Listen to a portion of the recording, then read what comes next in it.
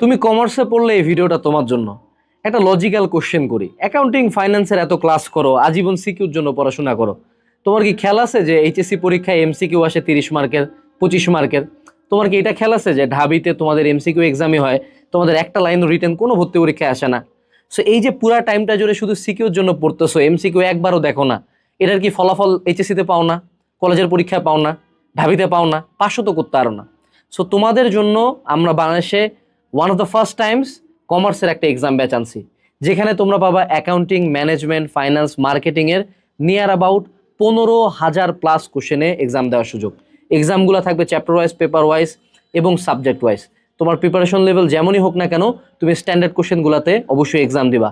কারণ একটা জিনিস বুঝো, সারা জীবন সিকিউ পড়ে হঠাৎ করে পরীক্ষার হলে কোনো আসমানি দক্ষতা এমসিকিউ পাবা না। এই ভিডিওটা তোমার কাছে রিচ করছে, তার মানে this is a sign you should change. Video description বক্সে লিঙ্ক দেওয়া আছে, আজকে এনরোল করো।